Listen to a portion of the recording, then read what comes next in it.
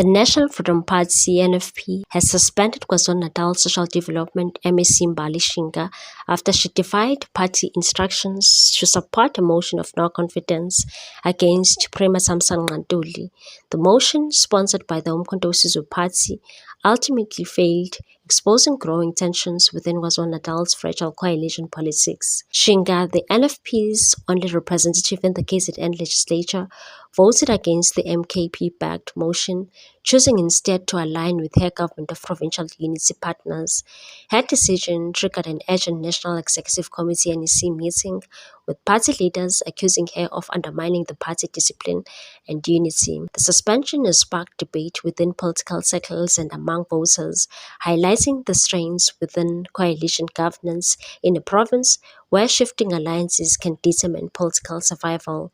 The motion of no confidence was debated amid dramatic scenes in the KZN legislature on Monday. The Umkhonto weSizwe Party members protested loudly after it became clear the motion would not pass, banging desks, singing struggle songs such as Umshini Wami, and clashing with the security personnel. Public order police were called in to restore calm. Shinga's vote proved decisive. Despite pressure from her party to support the MKP-EFF bloc, she stood by the GPU and voted to retain Ntuli as premier.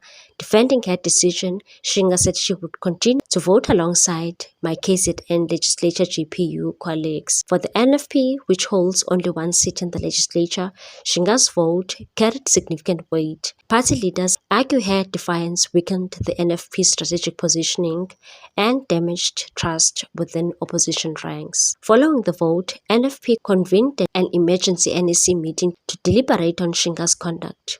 She has been instructed to provide a formal explanation by Thursday, which the party will decide on further disciplinary steps. An NFP spokesperson described her actions as a serious breach of party directives.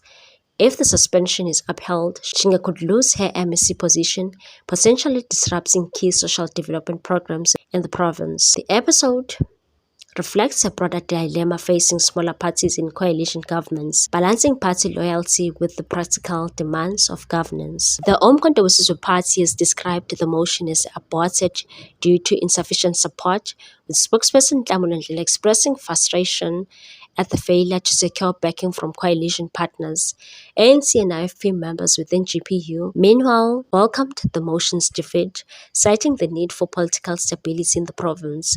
The incident has laid bare divisions within opposition groupings and underscored how a single vote can shift political outcome in a closely contested legislature. For voters already wary of political infighting, such instability raises concerns about its impact on service delivery and job creation. As MEC for Social Development, Shinga oversees critical portfolios including child welfare, poverty alleviation, and support for the elderly. Her suspension introduces uncertainty at a time when continuity is critical for vulnerable communities. Politically, her stance has drawn mixed reactions. Supporters see her as principled and courageous for prioritizing coalition stability and governance, while critics argue she overstepped party authority.